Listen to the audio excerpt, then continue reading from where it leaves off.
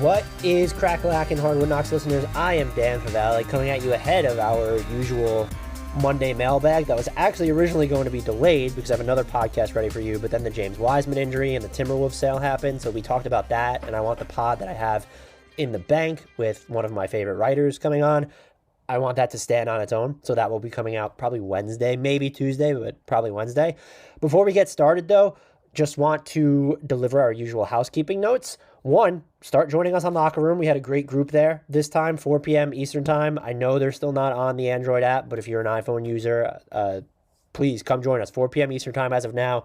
Every Sunday, we love interacting and speaking live with you guys. You can ask questions live. You can speak live if you want to as well. We had one person, Logan, who covers the Timberwolves, spoke about them on this one. We also cover a lot of different ground. You guys sent in a bunch of good questions, so we'll get to those. But again, Locker Room, join us there. 4 p.m. Eastern Time every Sunday. There are promo tweets every week. Also, subscribe to us wherever you get your podcasts and download every episode, and definitely rate, review us wherever you're getting your podcasts. Definitely on iTunes as well, whether or not you use it. Head over there. Search Hardwood Knocks. Write us a review. Throw us a 5-star rating. Criticize the hell out of us in the review as long as you throw us that 5-star rating. Follow us on Twitter at Hardwood Knocks. Our podcasts are on YouTube as well. Go to youtube.com, search Hardwood Knocks, and we will come up. Subscribe to us there. Help us juice those numbers as well. And follow Sports Math, the network under which we are along with Blue Wire. Sports Math Network has NBA Math, MLB Math, QB Math. Follow them on Twitter at @the_sports_math. All right. Let's hop to it. We're beginning with the James Wiseman injury, that's impact on the Warriors. We'll go into the Timberwolves sale, and then we're answering a bunch of your questions that are punctuated by many who you got scenarios. Hello, everyone, and welcome to the latest episode of Hardwood Knocks. This is Adam Frommel here with my fantabulous co-host, Dan Favale. We've got another mailbag planned for you today, but we want to start off this episode with a couple of big news items, including the recent sale of, or impending sale of, the Minnesota Timberwolves to Alex Rodriguez and co., and the unfortunate injury to James Wiseman that might end his rookie season. But before we dive into either of those topics, we have the all-important question, which is, how's it going, Dan? I am doing well. Better than James Wiseman, not as well, doing as well as Glenn Taylor, though. So that seems somewhere fair. In between those two extremes. Yeah. I hear that. How are you doing? I think about the same. Those seem like fairly good extremes to be in the middle of. It's like it's totally non-specific about how you're doing. It's a great answer. Can you say the same? Are you in the middle of those two? I mean, I think so. I'm a little jealous that you've had both doses of the vaccine. Like, you can talk about that if you want. Just explain to our listeners that you might just crash midway through since you had it yesterday. Yeah, I thought I was watching my future unfold in front of me with everyone who was getting sick afterwards. And look, if you're going to get sick afterwards, it's 100% worth it in the end. I want to make that clear. And my wife has not reacted the best to it. I'm absolutely fine. So maybe it's coming mid-podcast. I'll just won't be here anymore. I'll have to disappear. But I'm feeling great, and that's not to, I'm not bragging about it, but there were people on Twitter yesterday after I said that I got it, were like, you're not going to be feeling this way tomorrow. And I'm happy to say I got through an intense workout today. I did sleep longer than usual last night. If that's a side effect. Another non-specific answer. Does that mean 1 hour? Does it mean 9 hours? Because a normal night of sleep for you is what, 30 minutes? I've gotten into the habit of doing a sleep deficit, which is really unhealthy, but I make it up in one night at the end of the week when I have flexibility, where if I sleep 3 or 4 hours, X amount of days in a row, then I'll do Saturday into Sunday. I slept for nine and change, which is, I think that's a long time for anybody. So, yeah, but I'm feeling good. I hope our listeners can say the same. And we do encourage everyone when they're able to go out and get the vaccine, because the more people that can do it, the better for public health. 100%. Do you want to talk about some actual basketball related things, though? I think so. I think we have to start with the most unfortunate news first, which is James Wiseman, after an MRI, has been diagnosed with a torn meniscus. And the expectation seems to be that he's going to be out for the rest of the season, which sucks. It was his rookie year. He was playing a lot better of late. I think part of that was, as many people have noted, including the Light Years podcast, another Blue Wire podcast that's been campaigning from this from day one, is just the injection of more pick and roll with Stephen Curry has helped him out a lot. I'm just curious as to how much do you think this is, what is this what do you think about this as a setback for his career, for the Warriors, his own development? And then what have you seen anything more from him over the past, let's say like month or so, or past few weeks or so? I'll start with the last part because I do think we've seen more from him. He's just looked more sharp on the court in terms of where he needs to be and what role he's attempting to fill. His hands have looked better. Like he's not fumbling as many passes. He's corralling rebounds on the first attempt rather than just kind of batting them up into the air. I think the best half of basketball I've seen him play this season was the first half against the Milwaukee Bucks back on April 6th. And he followed that up with 18-6 in a loss to the Washington Wizards, in which he again looked like he was making strides and unfortunately only managed to play 6 minutes against Houston. And that looks like it's going to be it for his rookie season after that. But he does look like he's playing much more confident, more impactful basketball. So the timing of that is unfortunate, but I don't know that I view this as having substantial negative repercussions for either the Warriors season or his career. If anything, like it might help the Warriors a little bit because he has not been a net positive when he's been on the court. And this is still a team that wants to make a push for a play-in game spot or an actual playoff spot during Stephen Curry's extended prime.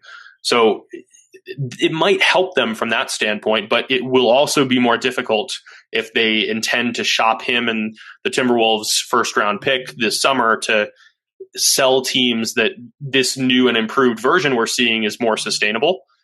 So I don't know like what impact it's going to have on his future because he's still this raw clay that needs to be formed.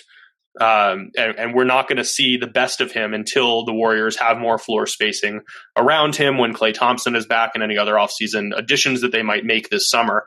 So it just kind of feels like this nebulous situation that might help the Warriors in the short term, probably won't help them in the long term, and might not have much of an impact in either direction for him. So I skew towards the other side, and I think it's an absolute unmitigated disaster for all parties involved. Really? Okay. Yeah. So the callous look here is now if he misses the rest of the season and you want to use him as this tantalizing trade chip, he's just slightly less intriguing now because he's coming off this injury. And we're talking about someone who also only played a limited sample in college. I think that's the least of the problems because I'm not trying to just treat him like an asset. But Stephen Curry is a top 5 player, whatever you want to call him right now. That has to be a part of the calculus. The other thing that I think it does is obviously he was sort of gaining some momentum, and now there's just less time for them to ramp up this season since he's probably not going to play again. And if you don't have that connection, assuming he's still on the roster next year, they're going to be bringing him along slowly because the Warriors are going to have Klay back and they're going to have those more immediate hopes. You can't be as sure that he is your long-term center, but also your immediate center. But I guess the follow-up is like 2 days ago, would you have thought that he was going to be on the roster for more than this season? So I think that comes back to the trade stuff is that I wouldn't move him at basement value this summer if he's, doesn't play again. That's just not something I'm going to do. So, and then the third thing, and I think this is the most important thing, there's still so much just to figure out with the roster around him. And you alluded to it with the lack of shooting. The chemistry between him and Draymond on offense, if you're going to run more pick and roll with Steph, I don't know how it works because Draymond's not a threat off the ball. I don't know if you saw the video the other week. It was hysterical where Bradley Beal went to close out on Draymond in the corner and realized it was Draymond and just turned around to get ready for the rebound. And there was also that still image where you just see him at the top of the key and no one else is in the shot and he has the ball. Like, when was the last time you saw that in an NBA game? Right, that too. So I don't know what you do, and that might have been a problem no matter what, but now you're abridging that sample, and you're going into next season if you have Wiseman with the same problem. Can you have Wiseman and Draymond on the same court for extended periods of time? Yes, you could stagger them, and I think running more pick and roll with Wiseman is the smartest move. And if you're going to put the ball in Steph's hands for that, just what are you doing with Draymond there? I know the Light Years podcast also mentioned that maybe you could stash Wiseman in the dunker spot and have Draymond and Steph run more pick and roll together. But just now that's something that you can't test out this season. And I think that's just an unmitigated disaster for the Warriors. You have so many questions already with Clay coming off an ACL and Achilles injury next year. What is Draymond to you on offense to begin with? Can you sort of goad him into doing more where can he at least get a little bit more into the paint on his drives, like past floater range to put more pressure on the defense? I don't think it's not going to be some harbinger of where James Wiseman ends up in the NBA long term. I do not believe. It really obfuscates even more of the Warriors' future in a way that I don't know how you plan around and now what the solution is going to be them moving forward. And looming over all of this, by the way, the Timberwolves might keep their pick. They're definitely going to have top 5 lottery odds. They might end up with one of the 3 worst records in the end, and they could end up with one of the top 3 picks. It's statistically more likely they don't, but like they are probably going to have the higher chance of a top 3 pick, and I know it goes to top 4 and stuff, but it's top 3 protected of them and 2 other teams. So if they don't have the Timberwolves pick this summer, what are you doing? James Wiseman isn't bringing you back. You still have the unprotected pick in 2022, but now Minnesota has Anthony Edwards, Cat, Malik Beasley, D'Angelo Russell, even if people don't like him, if they're all healthy, plus the infusion of a number 3 pick. In a very good class. Right. The Warriors they could be screwed. And I try not to overreact to this stuff, but I think this is, they're already sort of living through the worst case scenario of this season. This is like the worst version of the worst case scenario for them now. Yeah, I still just think that the short-term benefit is there, but it doesn't supersede the long-term issues that you're elaborating upon. To me, it feels more likely now, even though his value isn't going to be as high during the summer as it otherwise could have been, that Wiseman and Draymond Green are not both going to be on this team next year. I think that's a fair prediction, except for the fact that does Draymond become the one that you move? I just don't know what Wiseman's value is going to be now. And I hate looking at it through that lens, but it's a reality. I stand by that the Warriors wouldn't have invested that top pick in him, knowing that he was in no way an ideal fit for their system. Because when they were making that pick, you're still operating under the assumption that you're going to have the Splash Brothers. He's not a great fit for that roster, which means they must have really been blown away by the potential upside and how high his ceiling might rise.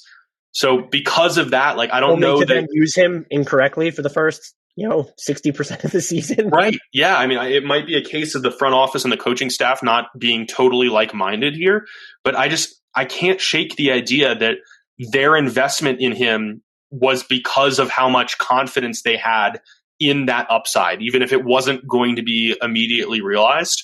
And therefore, I think it might be more likely that they're willing to alter the scheme to build around a core with him and Steph more than maintaining that relationship with Draymond.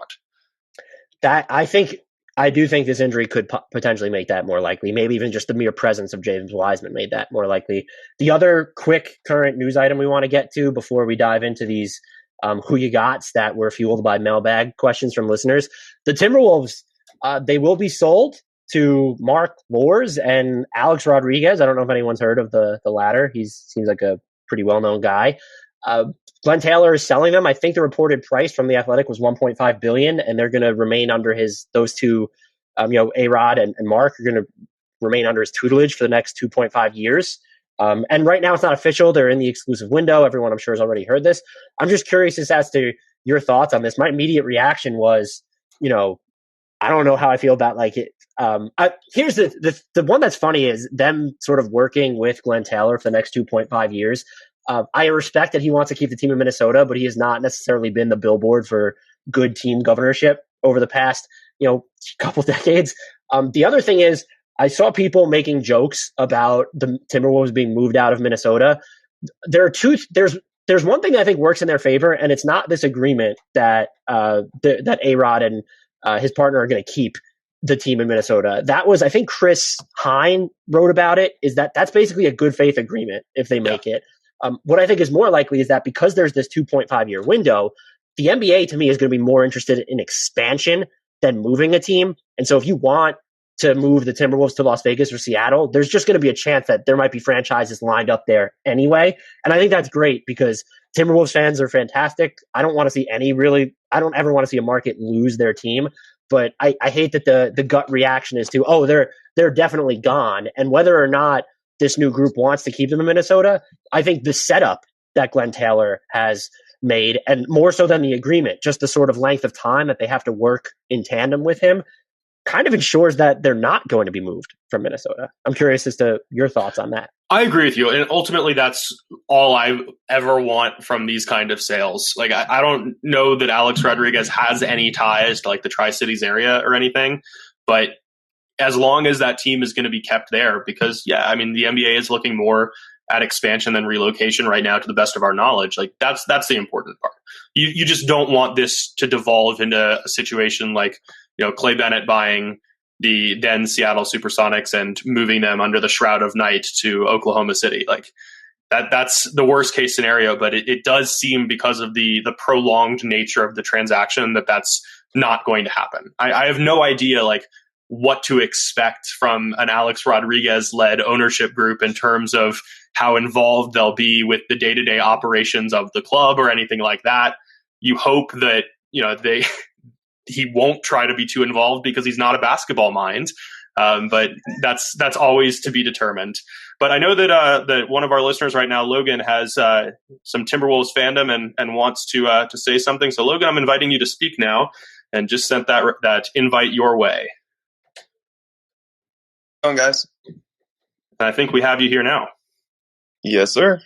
Can you How's hear it me? going today? I can. Perfect. I'm doing pretty well. How are you? I'm doing well, thanks. Good. So yeah, it honestly came out of nowhere. I believe the reporting was that like they met last week and just kind of hit it off from there. And like Taylor had been trying to sell the team for over a year now, I believe. Which is, if not longer, it seems. Yeah. I know he tried to sell it again, or tried to sell it like a few years back. Nothing really came out of it, and then he kind of just let it go, and then tried to restart some discussions over a year ago or so. But yeah, with everything coming up so like fast and everything, it always sounded like Taylor wouldn't sell it to anybody that was planning on taking it out of the market.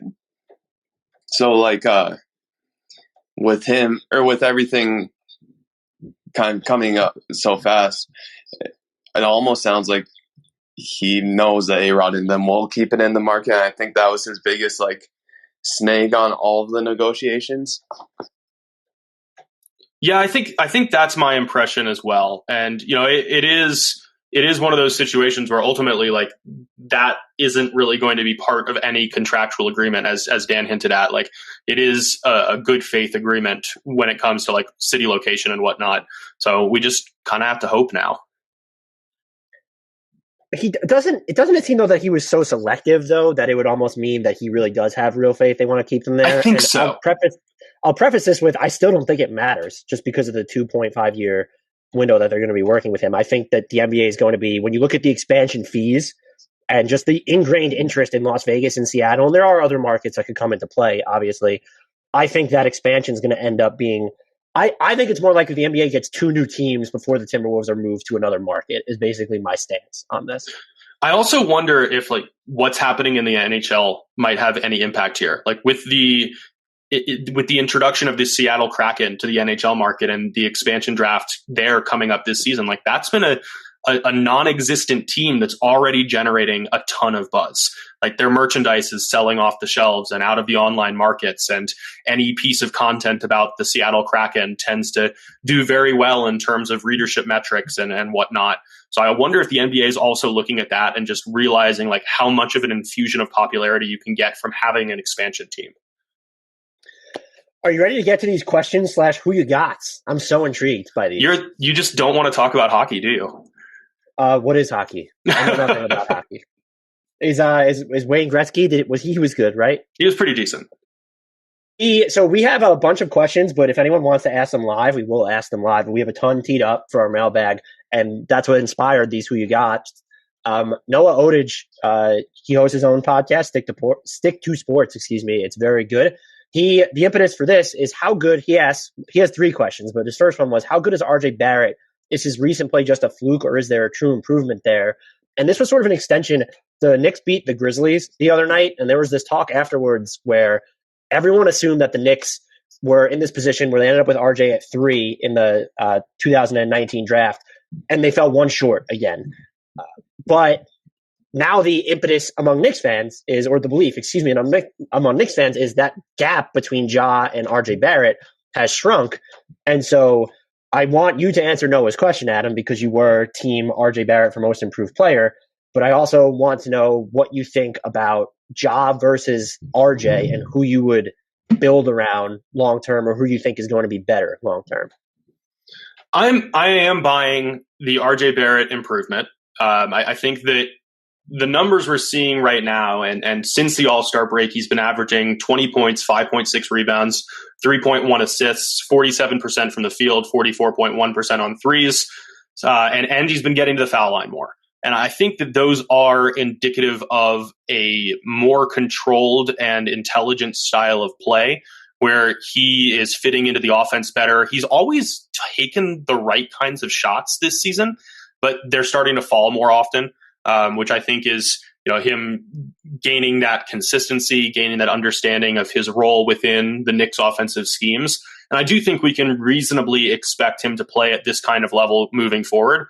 That still doesn't mean that I'm taking him over Ja Morant, who, even though he's coming off this loss to Barrett and the Knicks, since the All-Star break, he's averaging 17.8 points, 7.0 assists. The shots haven't been falling as frequently, but if you look at the roles, Barrett is still filling more of a complementary role where he's relying on setup passes from other players and Julius Randle taking away defensive pressure from him. And Ja Morant is spearheading everything that Memphis does.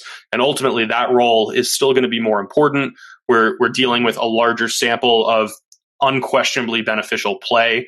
And you watch Ja Morant play, and what he can do with the basketball and with his body is it remains astounding.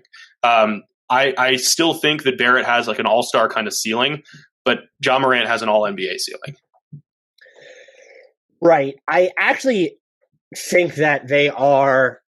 I would probably put RJ Barrett's ceiling after watching him closer to all NBA. And that's sort of where I think it's close. And I agree with everything you've said. Ja Morant is just, look, 2/3 of Ja Morant's shot attempts are going unassisted. About half of RJ Barrett's shot attempts are going unassisted. The roles are just different. Ja Morant is the primary offensive engine.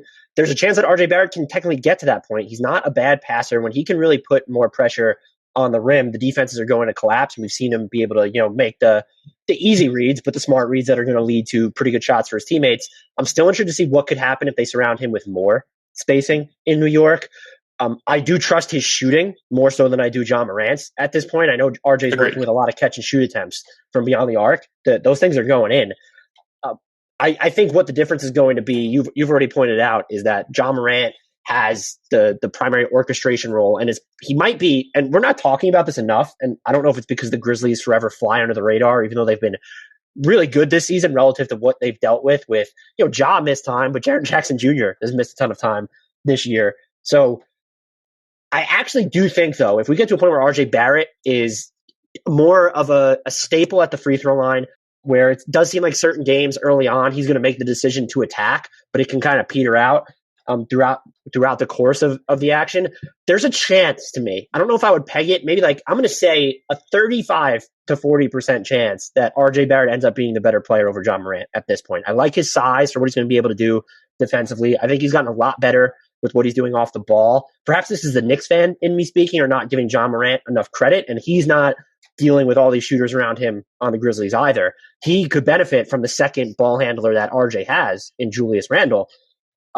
I still think there's more to plumb with RJ Barrett as a from-scratch scorer. And I don't know if the Knicks ever get to that point, but that combined with his defensive improvement and then just accuracy on the shots that he is getting from beyond the arc.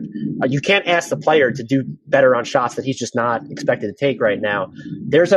I think there's a really, I wouldn't call it a good chance. There's a semi-significant chance that this debate is not as foregone as people billed it as last year.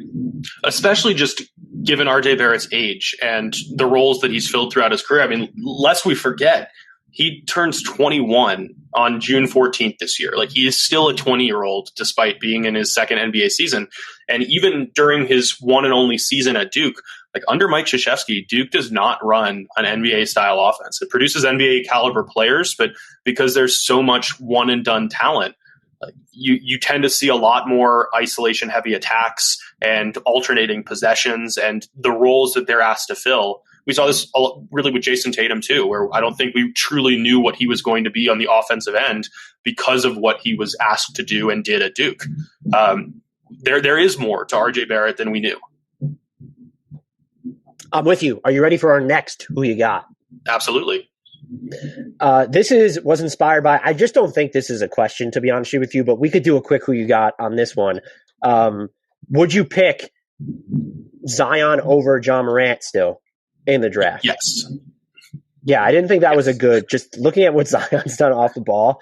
And that came from Dope Amp Beats asked, if you had to redraft, would you pick Ja or Zion? I think the clear answer is Zion there. What I do think is interesting, and this is what I don't know if you saw NBA 2K nudged Zion's rating over Cat and Jayson Tatum. So I think Tatum and Cat, is in theory, just they don't play the same position, but they're like the same. They're bigs, essentially.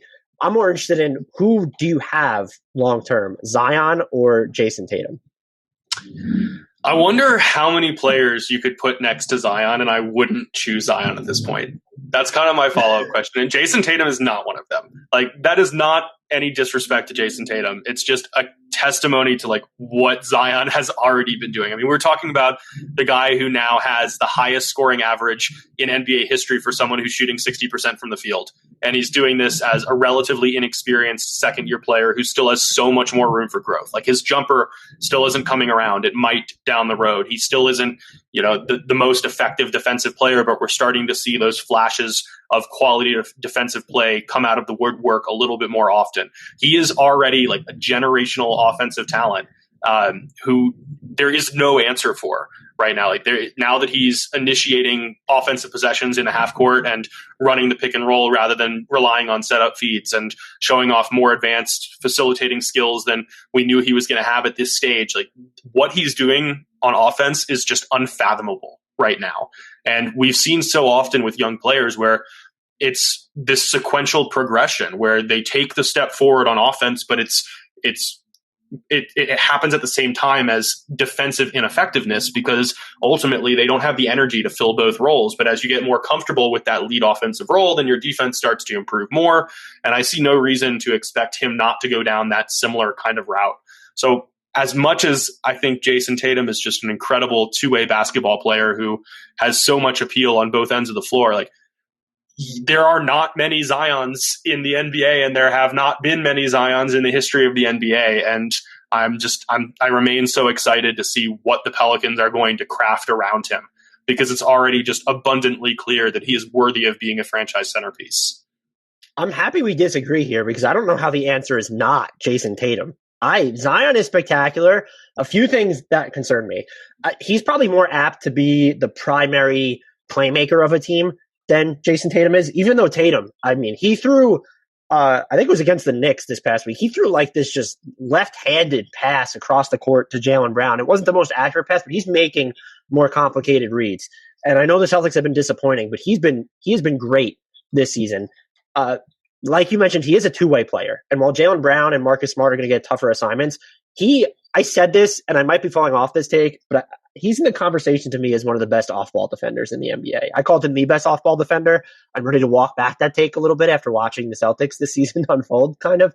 That's huge because Zion isn't there yet. And maybe he does get there, but that's still a question. The other thing that I think you have to ask is, at some point, yes, but it's between him and Giannis are the most dominant inside scorers since Shaq, just looking at the volume and efficiency that they have near the basket. Does he have any more elements to his game? Can he score at any of the other two levels, essentially? And we just don't have the sample. He does. Oh, well, that's going to lead me to my third point is I know he's 20. What point? And I want to make this clear. There is skill, there is craft, there is IQ to what he is doing right now when he has the ball in his hands. Is his athletic prime going to somehow be shortened because humans are not supposed to be built like him. I don't have a problem. I don't think he's overweight. I don't have a problem with his size. He is so anomalous when you look at the physical tools of an NBA player. So maybe this is just ignorance to not having seen a player like him before. There's a chance to me that his prime window is shorter than it would be for a Jayson Tatum. And that's not what I'm weighing mostly. I'm looking at Jayson Tatum has a problem scoring right now at every level because he doesn't get to the ring enough. So I'll make that clear. But I think he's the more versatile scorer still. And I don't know if the playmaking gap is just large enough for me to cast aside Jayson Tatum when he also does what he does on the defensive end. Yeah, I mean, I think all of that is fair. I also have concerns about how long that athletic prime is going to last for Zion. We don't truly know right now. But ultimately, like, you can replace Jayson Tatum because there are other players like him, and there are going to be other players like him. There are. We've never seen. No. I mean, there are other all-star caliber players right now who fill a fairly similar role. There's no one like Zion. And I think that uniqueness lends itself to a higher ceiling. Ultimately, like, for me, this question comes down to what exactly you're trying to build. Because if you're choosing Jayson Tatum, to me, it's like, yeah, you might win a championship building around him, and you know that you're going to be a consistent playoff team. But with Zion, like, there's more risk, but I think there's more reward. Where, like, if everything does fully materialize, and, like, he is shooting 36% on threes this season, albeit on a very small sample. We're already seeing strides made at the free throw line, and, like, shooting 70.6% on 8.7 attempts per game as a sophomore is not something to scoff at. I think there are enough signs that there is shooting ability yet to be fully realized. But, like, if you're choosing to build around Zion, sure, you might be running the risk of having a shorter window. You might be running the risk of having a more serious injury derail a season, but you're also allowing for the possibility of just forming this dynastic force.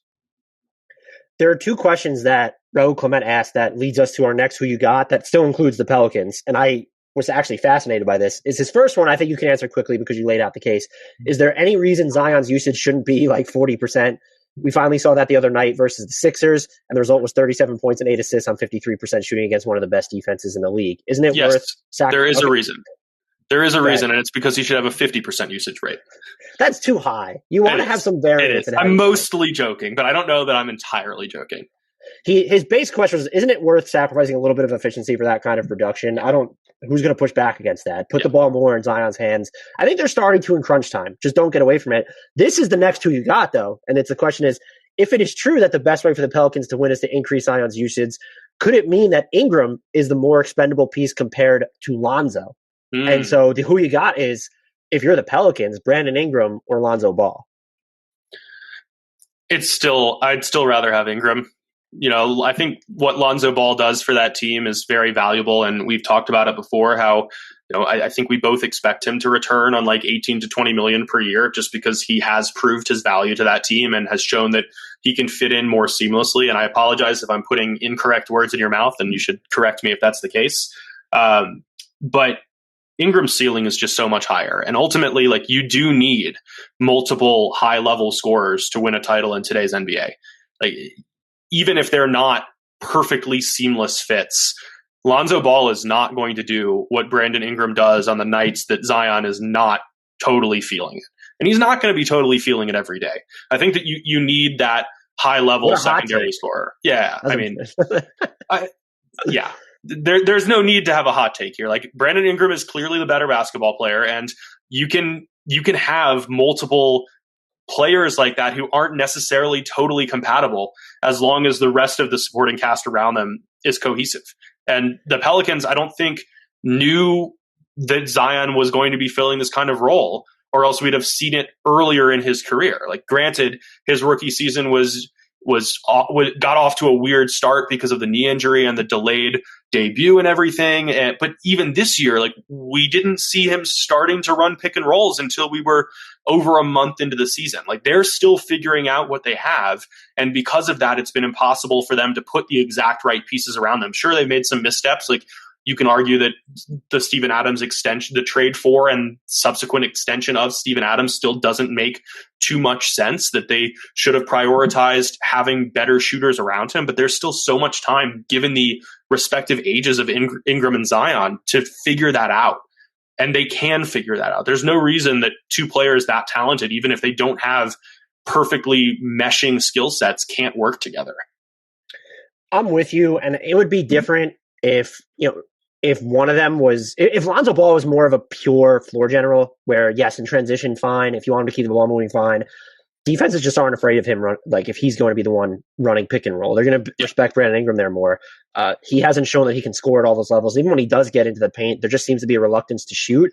What is interesting is I don't think, and I was a lot higher on Brandon Ingram as just a disruptive defender than I think a lot of Lakers fans were at the time of the trade. It turns out Lakers fans were right. I just haven't seen it. This is the Pelicans defense in a nutshell, but I just haven't seen it. And maybe if you're the Pelicans, because of Lonzo's sort of like team defense, I don't know if you want him going up against, the best guards individually, or even the biggest guards, I'll say, or some wings. Maybe there's an impetus to want to keep him because he'll probably be cheaper and seems like the better defender right now. I think Brandon Ingram is just an off the dribble scorer, is just going to be harder to find. He gives you more positional options on defense right now than Lonzo Ball is going to. If Ball was hitting more of his pull-up three-pointers, there's a chance I would feel differently. They both have been fine off the catch. I mean, Lonzo Ball is shooting 41.5% on off-the-catch threes. And look, even Brandon Ingram is shooting 42% on those looks. So he's improved as a shooter, and I think he's more likely to turn into – he's taken more off-the-dribble threes this year, which is arguably one of the two most important shots in basketball right now, if not the most important shot. And that willingness, I think, helps long-term. So I would still pick Brandon Ingram. I get, though, specifically within New Orleans, why it could technically become a debate given the way that Zion is playing right now.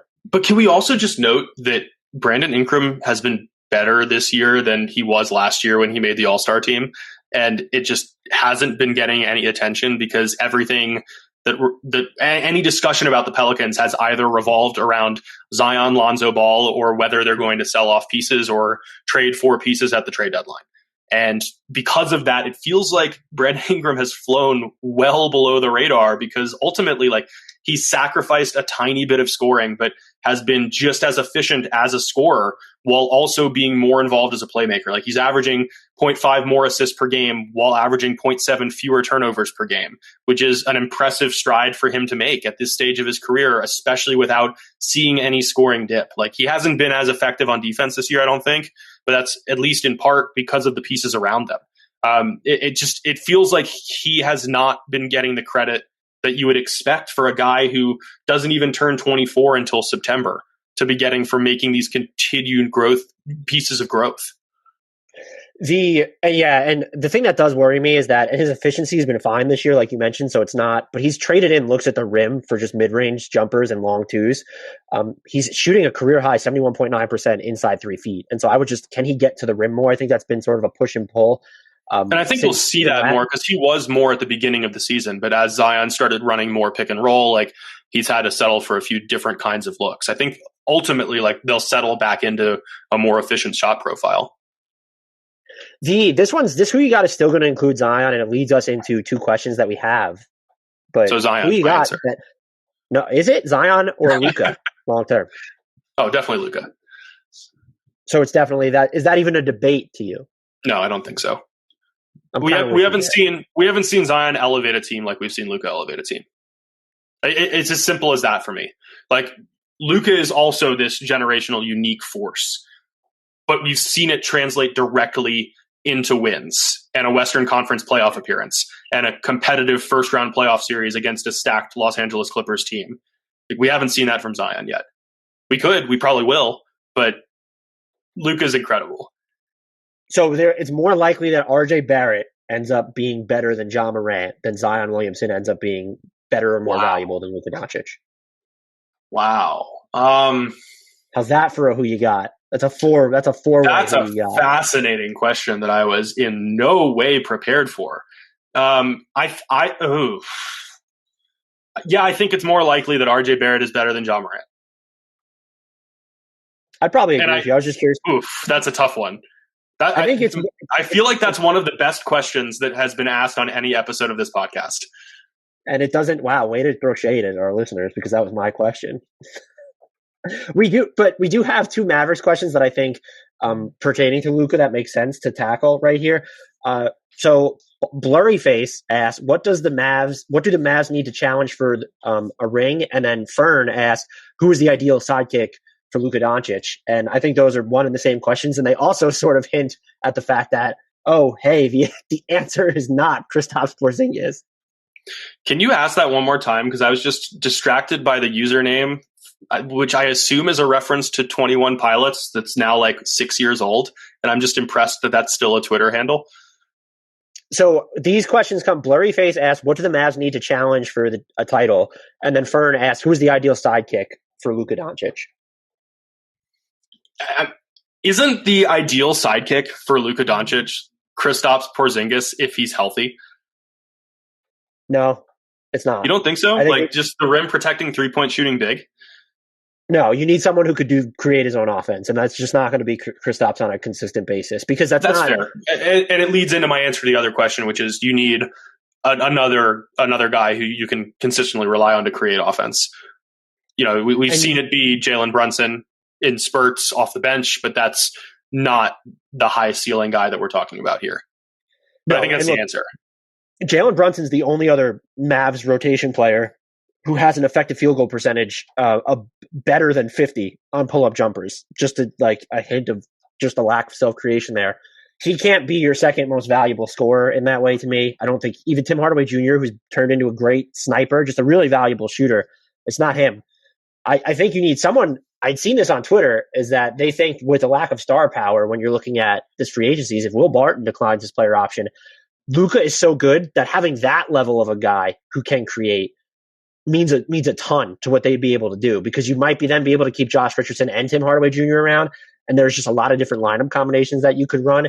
If you had to single out a player, and let's say a non-star, because the ideal complement to Luka Doncic is probably like Giannis or Stephen Curry or somebody. Right. How are we delineating here? Like, where is the star cutoff for you? Because like my initial answer is like CJ McCollum would be an awesome fit there. I think he would be. I'm trying to think of let's go non-all-star caliber. I know CJ McCollum has never made an all-star game, but he might have had he never gotten injured this year. Right. I think that's a really good answer though. That's a super good answer. I appreciate that every once in a while. I'm like, yeah. That's a tough question. So maybe, no, you know what I would say is I think that has to be allowed. CJ McCollum's he's like not a Fred VanVleet kind of thing. Like, right, is that a valid answer? You took my answer, so that's really upsetting. I think that's Fred VanVleet might be better because he's going to give you more on defense than McCollum, right. And he's bigger. I mean, he's smaller, but he can just defend more positions. Even Kyle Lowry, I guess we're in the star category there. He will be a free agent. I'm just trying to think of like if we were to go deeper cut than that, but it is that like Grant Riller maybe. Well, speaking of the Hornets, Terry Rozier would probably be really good for this team. He would. Like that type of player who could situationally get his own shot more. Like Zach LaVine is another name that came to mind, but definitely qualifies as a star now. Like any of those efficient scoring guards who likes to operate off the bounce, I think is going to be a good answer here. So this next who you got actually is inspired by. Well, all right, it's not inspired by you, but we just watched that Jazz and Suns game this past week, and I'd be curious as to who you have long term between Donovan Mitchell and Devin Booker.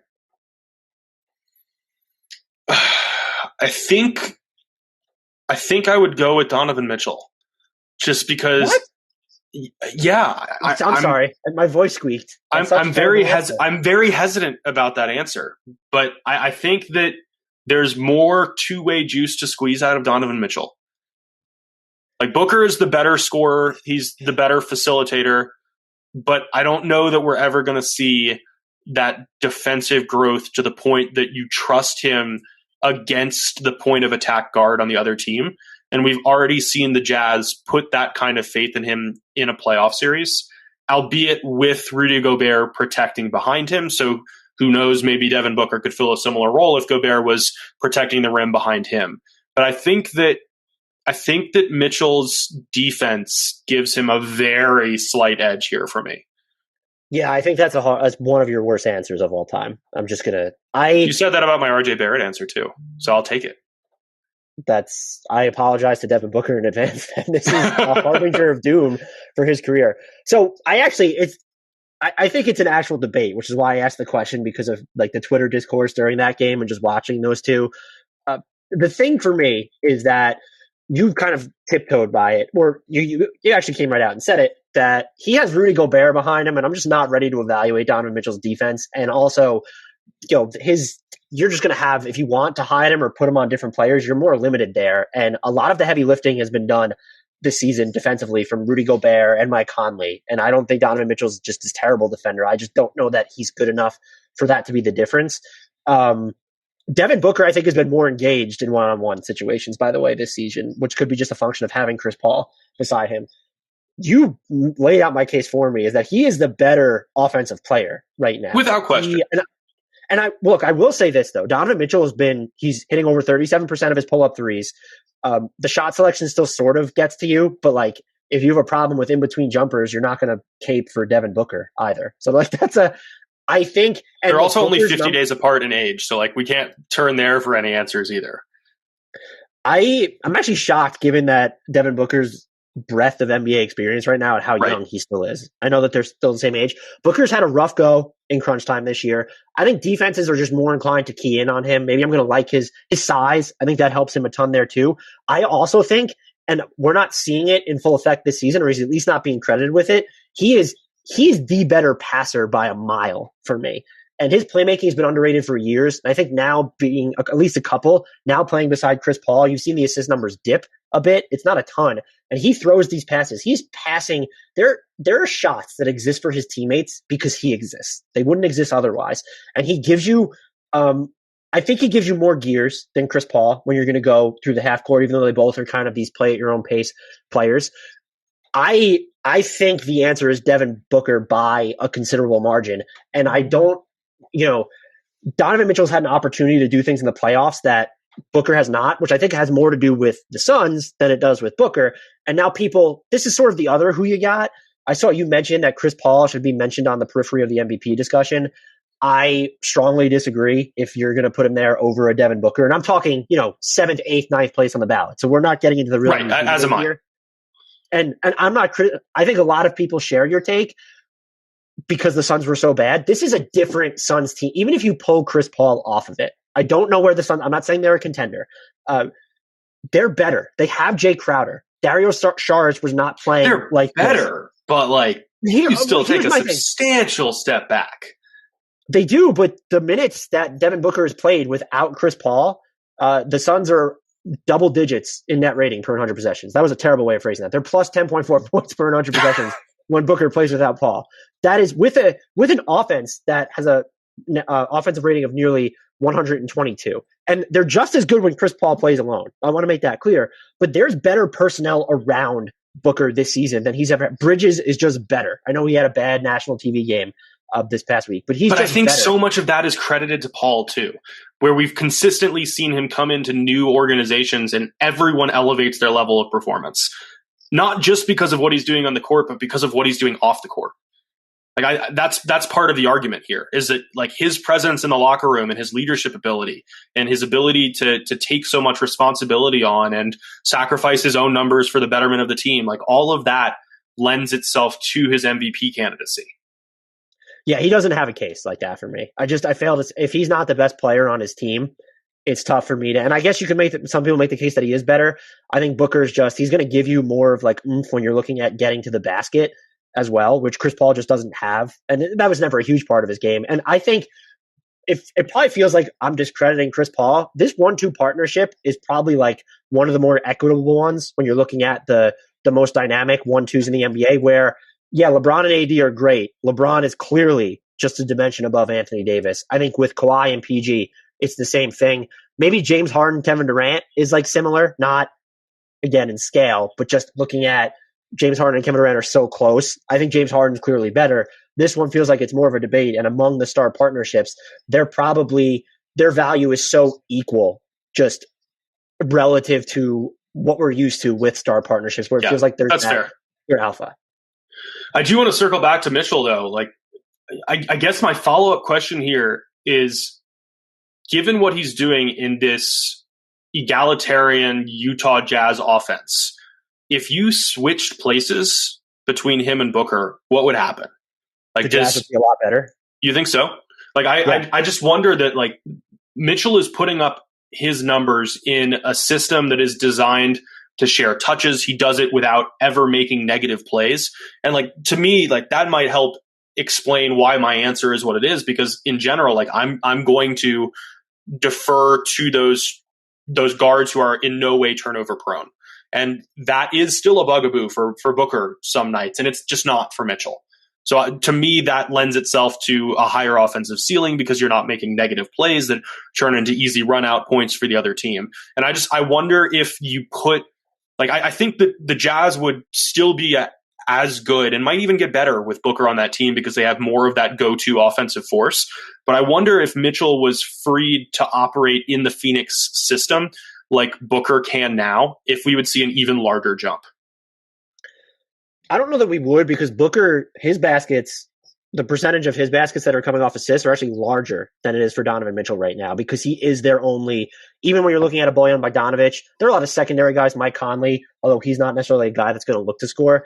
They don't have the other, he probably has more freedom than Devin Booker, would be my point, is because you have Chris Paul, who's just one of the best creators of all time. And so I think that's, and you know, the differentiation in their roles, I think would be fair to more. You look at Mitchell's defense, I think he might be more integral to the Jazz offense right now than Booker is to the Suns because they have Chris Paul.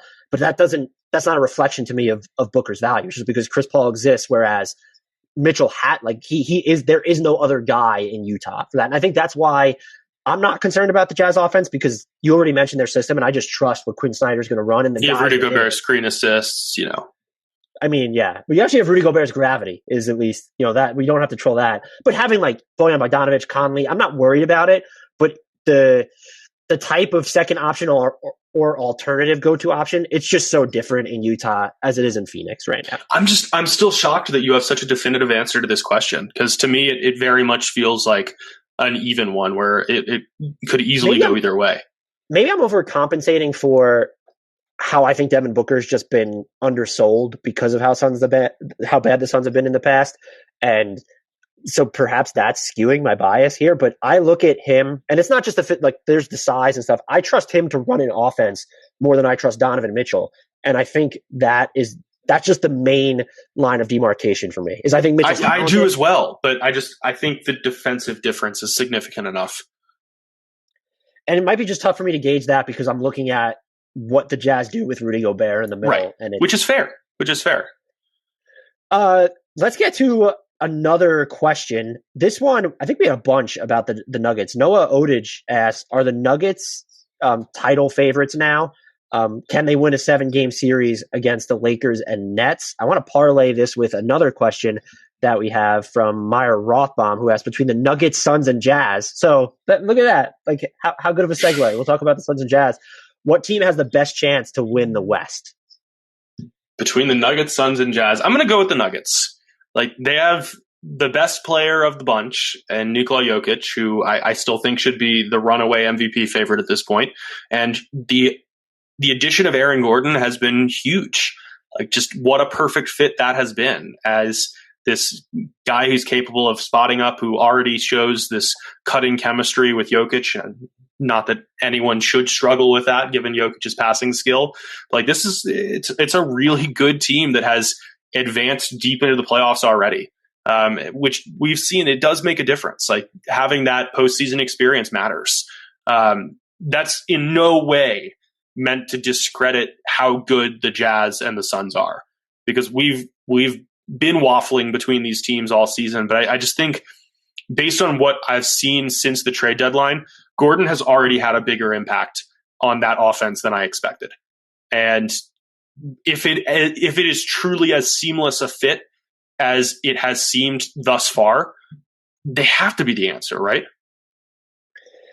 Maybe I'm asking the wrong person, because I know like how firmly you've been on the Suns bandwagon since even before the season started.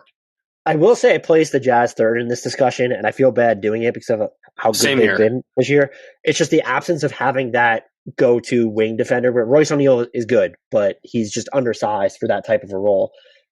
Between the Suns and the Nuggets is tough. The Nuggets are pushing the boundaries of my belief in the Suns. What I do come back to with Denver, and it just might not matter because of how good their offense is, I like the different ways that Phoenix can work defensively where they have Chris Paul to go after smaller guards. That's an element you lost with Gary Harris now. Mm-hmm. Whose responsibility does that fall to? You got a more important player. I want to make that clear in Aaron Gordon.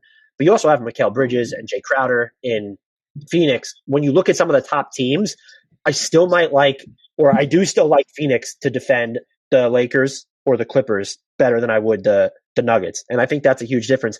I lean the Suns by a very thin margin right now. And the Nuggets team with Aaron Gordon just makes so much sense.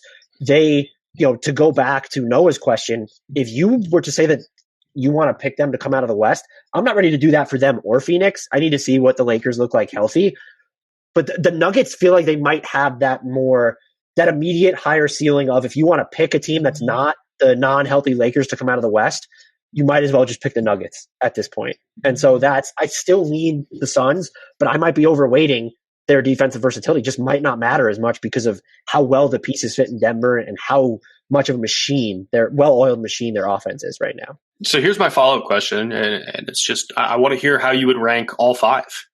Like if we're throwing the Lakers and Clippers into the equation here, given what we've learned about them, given what we learned about the Clippers in last year's postseason collapse, and the fact that we don't know if Anthony Davis and LeBron James are going to be fully healthy for the playoffs, especially given the lingering nature of these Achilles calf issues that Davis has been dealing with, and they haven't been the same team without them, obviously. So are you willing to put any of the three we've already been talking about above either of the LA teams? Yeah. Oh, the Clippers in the 5-team conversation, the Clippers are dead last. Are they fifth? Yeah, I think so. The Jazz are fourth. A strong fifth, though. Like, can you imagine? Like, it's ridiculous that's what we think is the fifth best team in terms of coming out of the Western Conference odds. Yeah. It's scary, but they're also fifth, and the Jazz are fourth. The 3-team conundrum is, this is subject to change for me. I still have the full strength Lakers at 1 because of just LeBron and Anthony Davis might be the most talented 1-2 punch in the league. James Harden, Kevin Durant notwithstanding. We haven't seen enough of them. But looking at two-way, like they're just so balanced there. I have the Suns and then the Nuggets. I feel it might be 2A, 2B with the Suns and the Nuggets. That Aaron Gordon acquisition, I don't know. I'm sure this has been a topic, but I don't think that people appreciated how much of a difference that was in the moment, or even appreciate. I know there's been a lot of talk I definitely did not. But I still just being undersold how big of a difference he makes. But that does mean that you still have the Lakers at number 1? The healthy Lakers. And if you were to tell me that's not the question. I'm not asking you where the healthy Lakers rank. I'm asking you where the Lakers rank. Like that they're 1. Maybe that's semantics, but that matters. Like we don't know that they're going to be the healthy Lakers. Okay, well, if you tell me, unless then you're telling me that LeBron is out in the postseason, I'm going to pick the Lakers right now. It's subject to change, so I'm not even basing it off of I'm assuming they're healthy. Unless you're telling me that he and Anthony Davis are physically not on the court, I'm going to pick them because Davis was not playing his best offensive basketball at the time of his injury, and he was just still a monster on defense for them. So I would still pick the Lakers. Look, the margin is just so slim. So you just have that much faith in Andre Drummond? No, I hope that he's not on the court in crunch time for them. For what it's worth, I agree with you. Like I would have the Lakers number 1 too, regardless of the healthy descriptor. Even though you just sort of attacked me. We have a question in the room from Richard Libido. Do you guys think James Ennis has another level to get to? I feel like he has some gritty screen setting potential that hasn't been tapped into. I mean, I think that we're seeing this year that James Ennis has like good high-end role player ability, but I don't know that there's another level beyond what he's doing where like he's been pretty productive this season. I mean, only 8.3 points per game, but he's shooting 43.5% from behind the arc. Like, as you mentioned, he's setting good screens. He's playing passable defense, but like the guy's almost 31. And I don't know like what in his past we would have seen that indicates that there is another level to be reached beyond what he's doing right now. Yeah, I have not noticed the screening, so kudos to the two of you if you have noticed that. Shooting 43.5% on this Magic team from three, that's absolutely huge. And I think there's a reason they kept him because they will have his early bird rights or his bird rights this year. He's very plug and play on offense, what I think helps. And I do think you could get away with him defending more bigger wings or fours than the Magic have him do at the moment. I just don't see for him to have another level, there needs to be on ball value. And I don't know that he has any, to be honest. That would be my reflexive answer. No, I mean, I'm with you there for sure. And like, even if we look at, I'm trying to find the percent assisted numbers right now and struggling to find those, but it feels like it's got to be like at least 85% of his threes have come off passes. It might even be higher than that. But so yeah, it is significantly higher than that. It is 94.6%. Yeah, see, I mean, this question comes from Hayden. Who has been the best player since the start of March in the league, I'm assuming, not just on a specific team? My default answer, like, and I haven't really like looked at just the March splits for everyone to be perfectly clear there, but like it's got to be Jokic, right? Because he's been the best player all season. Like it doesn't feel like he's fallen off whatsoever since the start of March. If anything, like he's been even more involved as a passer, like averaging 25.7 points, 10.8 rebounds, 9.2 assists, slashing 58, 45, 82, like still playing pretty decent defense for a team that just keeps winning games. Like maybe there's someone who has just caught fire, but like that feels like the default answer. I think it's between him, Giannis, or Steph, looking specifically at since March. Steph has been limited sample, which I think works against him. But not even limited. It's 11 games, 31 points, and slashing basically 50, 40, 90, and shooting above 40% from three on the types of shots that he is taking in Golden State.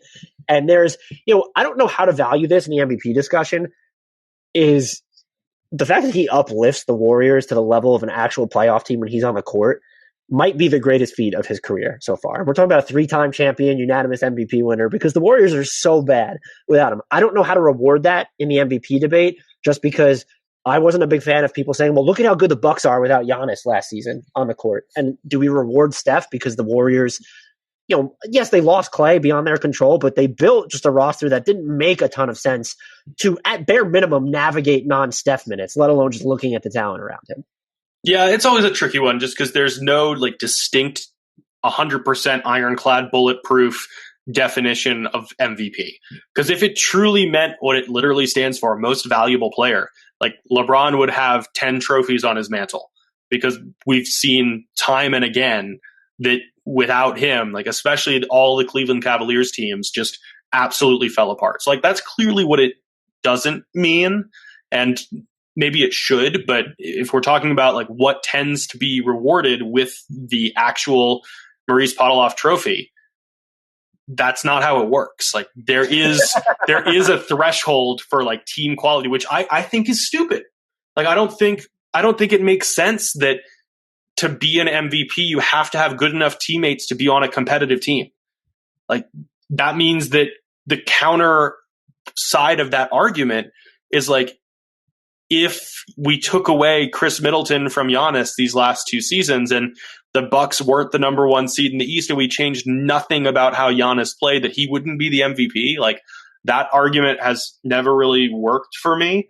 So I personally think that like, yeah, Steph should be in the discussion because of the way that he's elevated this team. It doesn't work that way. I do think he's in the discussion for the best player since March, though, for sure. Yeah, I agree with you. Let's get to 2 final questions here. And this one is, I think, right up your alley. Ice Tray asks, what do you think is the best scoring setup for head-to-head fantasy basketball leagues?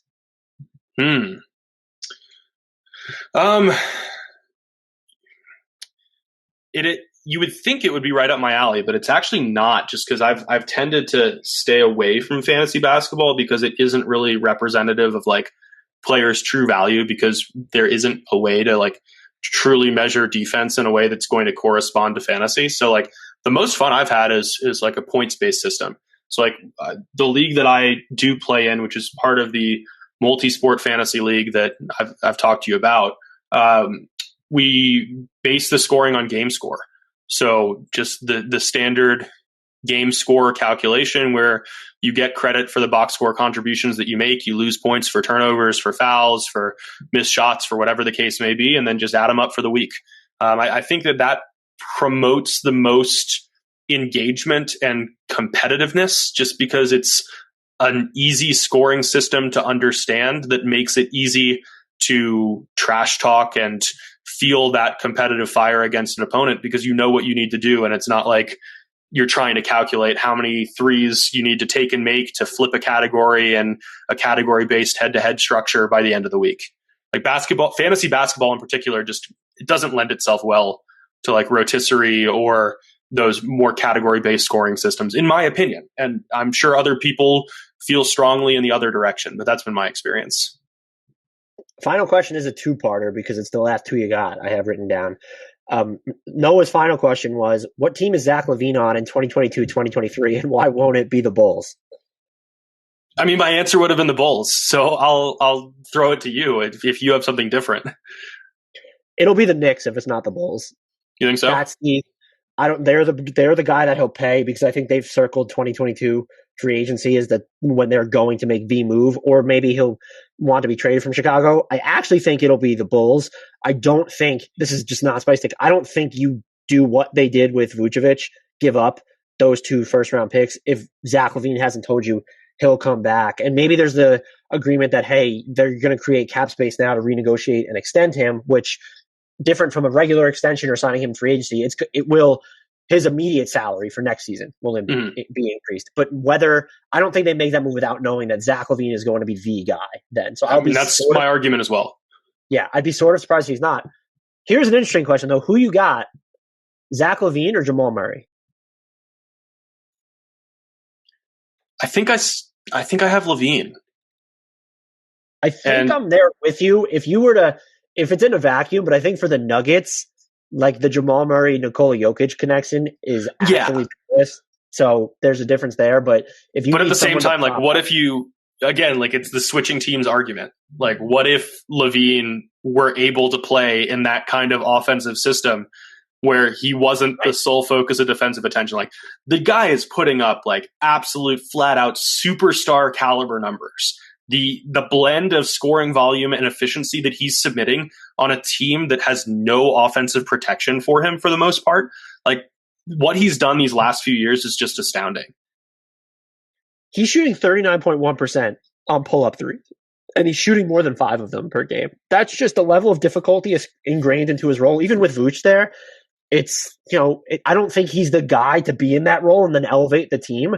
But if you need someone to prop up an entire offense, I don't know that Jamal Murray's as successful in that situation. Look, if vice versa, I don't know if LaVine is as successful in Denver, but you made the great point of LaVine's just never been allowed to be. It felt like he was miscast in Minnesota, and then in Chicago, he just never had enough help around him. And so I am interested to see just the long-term fit between stuff's been stopped, like touch and go in Chicago, because no one's practicing really, and it's still so soon. But I do think now that he has someone like Vooch who can set up the offense from the block, that Wendell Carter Jr. never turned into that guy. And if you get maybe a bump from Kobe White, or if you draft, if you keep your own pick for some reason this year, but they're obviously hoping that they don't. So they still feel at least one player away. But Zach LaVine has now been. I've never been the biggest Zach LaVine advocate, but his scoring is just, and his playmaking has improved. He's still not. Maybe you defer to Jamal Murray there. It's probably pretty close. Jamal Murray's life is made easier on that end too, because he's not the primary. I think it's actually a very close conversation in the vacuum. I would lean LaVine though, just looking at his shot making. See, it's a funky one for me, because these are 2 players who I've been in their camp from day one. Did you mute yourself? I don't think so. Can you hear me now? You've left us. I don't know why you're so angry. I'm just going to assume that you agree with literally everything that I've said right now. Give me a thumbs up if that's fine with you. You can't hear me? I still can't hear you. What in the world? Like this is a great way to close out the pod. Unless you have anything damning that you want to say. I mean, I would love to say, but like, you can't hear me. Speaking. I don't hear him. He's giving me the thumbs down. I think it's time to wrap it up. Thank you all for joining us in the room this time. This was great. We will be here as of now every Sunday at 4 p.m. Eastern time. If you want to throw more who you gots at us, you can do that on Twitter at Fromal09, Fromal09. I'm at Dan Favale, Favale. Follow the show at Hardwood Knocks. That's at Hardwood Knocks. Please rate, review, and subscribe to us wherever you get your podcasts. Download every episode as well. Those are all the best ways to help out the pod. We hope to see you guys next time. Until that time, though, I leave you all with a shout out. Since Adam can't say anything, I need to go nuclear here. I leave you with a shout out to RJ Barrett, who I, unlike Adam, had complete and utter faith in leading into this season. I thought he was going to be in the most improved player discussion. Adam kept saying he wasn't going to be good enough. The Knicks, they missed out on Ja Morant. They were one player short. So I don't really like victory laps, but I was just so right on RJ Barrett compared to Adam, who, if he disagreed right now, would say something, obviously, which he's not. Shout out to RJ Barrett.